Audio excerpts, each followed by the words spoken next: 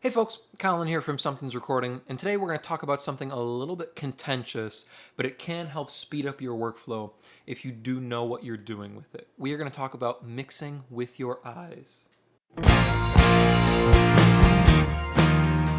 We are discussing mixing just by looking at track volumes today, but before we dive in, if you're ready to go a little bit deeper into the mixing process in its entirety and really start to hone your workflow as an engineer, then I have just the thing for you. It is my 7-step mixing checklist, and it's just a simple PDF that will walk you through the entire mixing process, step by step, to help you get professional and radio ready mixes without any more of the hassle and without any more of the guesswork, excuse me. It is a completely free guide, and you can get access to that by clicking the link below in the video description. Now let's jump in here and talk about mixing with your eyes. So what do I mean by mixing with your eyes? Mixing with your eyes is something that you'll hear about a lot when you're first starting out mixing, that you want to use your ears. You don't want to mix by looking at the track volume or looking at what the actual audio track or the audio clip looks like. And that's true. That can be dangerous when you're starting out. But if you know what you're doing, if you have quite a few mixes under your belt, mixing with your eyes becomes a skill that is useful in your tool bag. It can help you mix faster, and can help you get things up and running a lot more quickly. So we're going to talk about by looking at volumes here. Now, looking at your actual tracks, that can be contentious, and that can be problematic, especially when it comes to drums, because transients can make things look louder than they actually are. And if we pull things down because, ooh, this looks scary or this looks loud, then you're going to have issues later down the line of pulling your drums up too loud or not being able to get them to sit where you want. So that's something you want to be wary of, especially with things like bass guitar too, because it might look quiet, but low end is going to show up louder than it actually is, because low end is more powerful than top end. Things like guitars, sometimes you can pull down, especially strummed guitars, acoustic or electric guitars, rhythm guitars. You can kind of pull down based on your eyes, based on what they look like. If they look too loud, sometimes they are too loud. Vocals you have to be careful with, but you can kind of set them where you want them, based on your eyes, right? If it looked like this, obviously we know that's too quiet, and we can set it kind of where we want it, in between, in the middle here, to get the volume right. That's basic stuff there. That's kind of visual, looking at the actual clip. What I want to talk about today is mixing with your eyes when it comes to volume leveling inside your mix. This is something I do a lot these days. I use my ears as well when I'm mixing, but I can kind of get the mix set where I want just using my eyes on the volumes here. So we're gonna talk about it first, and then I'm gonna see if we can get something sounding good using the philosophy that I just talked about. So we'll try muting the master bus and going through and setting things by eye here. So let's look at our kick drum first here. So if I hit play on our kick drum, for me, where I want my kick drum sitting is usually around this -12 meter, but on the stereo meter. So I'm usually looking at kick bus or at the drum bus here. So I want it sitting about the -12. On a mono channel like the kick, it's probably going to be sitting up towards the -6 here. But let's take a look.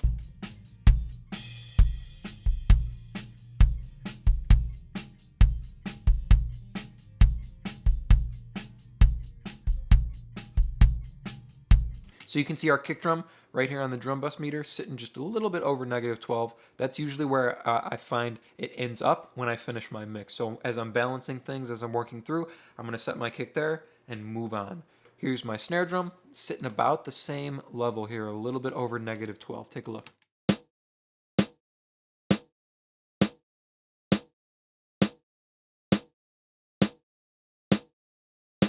And by the way, these are raw tracks. This is an unmixed session.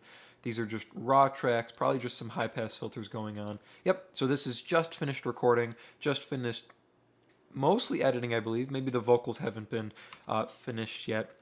But these are raw tracks here. Nothing's mixed yet. I'm just talking about setting levels here with our eyes. So if you pull up your mix right and you're trying to set rough levels so you can get going with your mix, get everything in, this is what I'm going to use here, because this is where I find I end up towards the end of the mix there. So now we have our kick and our snare in. You can see they're sitting about even there on the drum bus. Now overheads is going to change. This is something I don't have a level for in my head. It usually changes by the mix. It kind of depends on how much bleed you have going on your kick and snare, how much of the cymbals you actually want in, how loud they're riding on things. But take a listen to the overheads here. You can see where they're sitting for this song.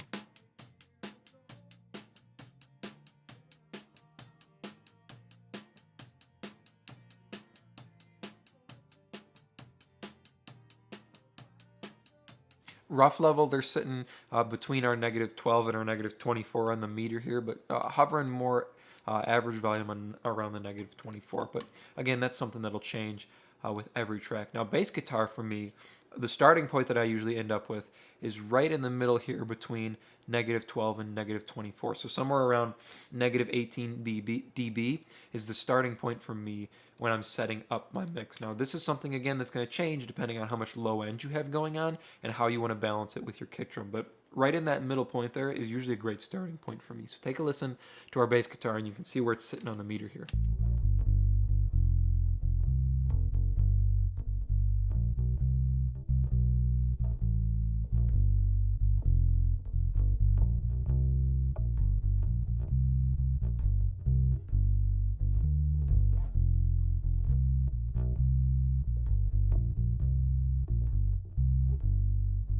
So we're a little bit lower here. We're more just sitting above this -24 mark. Like I said, that's something that kind of varies for me. It never really goes above that -18 place, but it's kind of in between this -18 and -24 space. Sometimes if you have more low end and you don't have as much top end balance as you want right off the bat, then I'm usually a little bit lower. But as I balance things out in the mix, as I get it mixed and set where I want, it's usually going to raise a little bit because the low end and the top end will be more balanced out when we have a finished bass mix. So that's our bass guitar. Moving on over here to our acoustic guitars now. Acoustic guitars or any kind of rhythm guitars, I'm usually setting them somewhere around the same as the bass there. So around that -18 mark. Sometimes they'll get a little bit louder, sometimes they'll get a little bit quieter, but they're sitting in between generally this -12 and -24 mark, and right around that -18 mark is a good starting point for me on guitars. So let's take a listen here, these rhythm acoustics.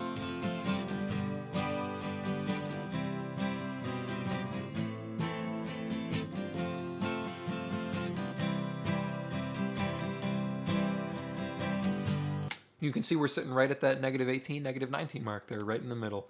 Lead guitars, those are going to change based on track, but I'll let you see where this guy's sitting here in the mix.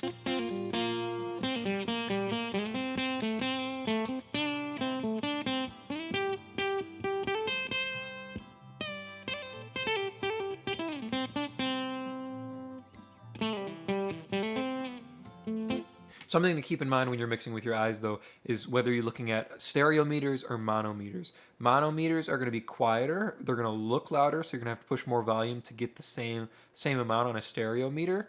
So if you're setting things by eye level, make sure you know whether you're looking at a mono meter or a stereo meter. So you can see it was kind of different levels coming out here based on whether we're looking at the mono meter or the stereo meter for the group bus there. Now, lead vocals, I'm usually sitting right below this -12 mark, and again, it depends on the track, sometimes how dense the track is or how many things you have going on, if you need to push your vocal louder or if you need to pull it back. If things are more sparse, maybe you have more like a folk track, there's not drums going on, sometimes you'll be quieter with your vocals, but usually right around this -12 mark here or just below is where I'm sitting. So take a listen to this lead vocal here and we can see where we're sitting on the meter. If I only had $1 for every song I sung, and every time I had to play, well, people sat there drunk. So we're sitting right below that -12 there, just as I said. You can kind of see how this applies as we're balancing out rough tracks here. Now, background vocals depends on what they are. If they're oohs, if they're ahs, if they're things that are lighter, I'm going to have them lower in the mix. But if they're harmony vocals, if they're a set of background vocals all singing lead lines, usually I'll have them up higher. So these are probably going to be up more towards that -12. If they're oohs and ahs, things lighter, they'll be more down towards the -24 here. So take a listen to these guys here. Oh Lord, suck it and low die again. Oh Lord, Stuck in a low die again. So you can hear they're more harmony vocals singing along with the lead line. So they're up more towards that -12 because you want to hear them in conjunction with the lead vocal there. So now we've kind of got everything in. What we're going to do here is I'm going to mute out the main bus here, so the main channel, and I'm going to go back through here and I'm going to level things by eye. And we're going to see what we can get here just by looking by eye here. So we'll pull our group faders down, we'll pull everything down here. So drums, bass, guitar, lead guitar. Ooh, that's gonna be tricky. Some of this stuff's gonna be tricky. Lead vocal and background vocal. So I'm gonna just mute the main here. So we'll still be able to see volumes as they're coming in, but we won't be able to hear anything. So starting here with our kick drum, let's see where we're sitting with that. So I'm gonna pull the kick drum up. So we want to be sitting around that -12 mark there. So we're a little low. That's better. That looks pretty good to me. So we're moving quick here. Let's pull the snare up.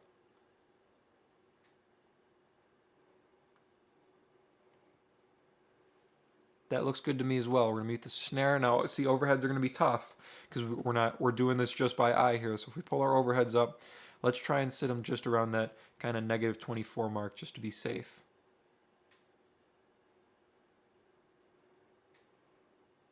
Maybe right there.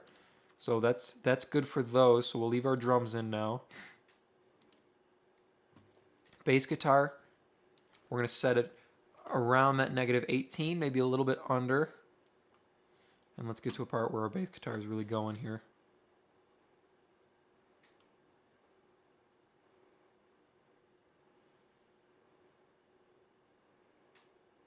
So maybe right there. So we have some peaks that jump up towards that -18, but we're hovering more down towards the -24. So let's ride with that there. Now on to our rhythm guitars here. So we're going to pull our rhythm guitars up and try and set, ooh, right at 0. They're pretty close there to where we want them. Jumping up a little bit. That's okay.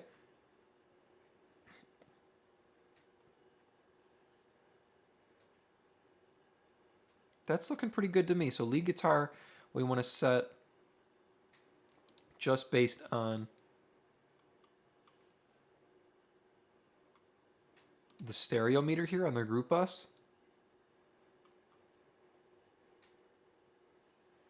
So I'm going to set it so those peaks jump up towards the -18. Again, this is something you're going to have to listen to. There's a lot of tracks that you'll have to listen to. Overheads, bass guitar, depending on how big it is. Lead guitar, definitely going to have to listen to. Lead vocals here now. Let's see where we're at.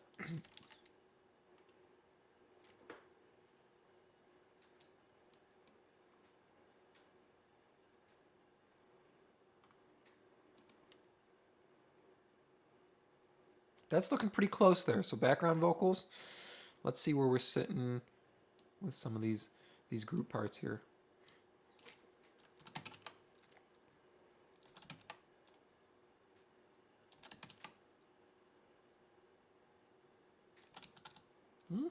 Jump back too far.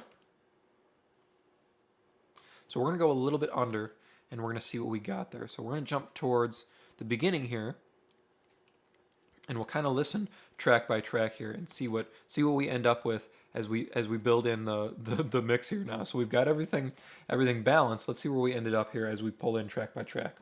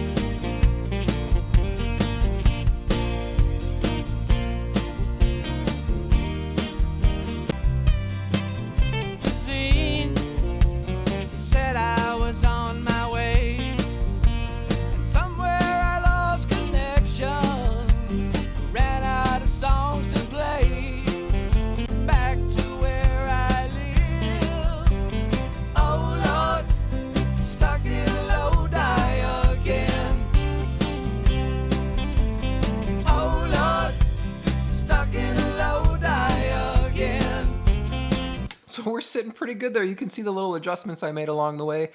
Kick up a little bit, snare down a little bit, pulled the overheads back a little bit. Actually ended up pulling the bass up, but we pulled the kick up too, so those have to go up in conjunction. Guitars down just a touch, lead guitar up just a touch, lead vocal down just a touch, and background vocals up just a touch. But you can see how close we got just by using our eyes there. And that's why I feel like that's an important thing. As you get more accustomed to mixing, as you get better at it, the more mixes you accomplish, you're going to see where things sit as you finish mixes inside your DAW. But that's something you have to get comfortable with, and that's something you'll develop over time. I hope that was helpful for you. As I mentioned at the beginning of the video, if you are ready to level up your mixes and really start dialing in a workflow as an engineer, then I have just the tool for you, and it is completely free. It is my 7-step mixing checklist, and you can download it below to start creating more professional mixes in less time. Thank you so much for watching, and I will see you in the next video.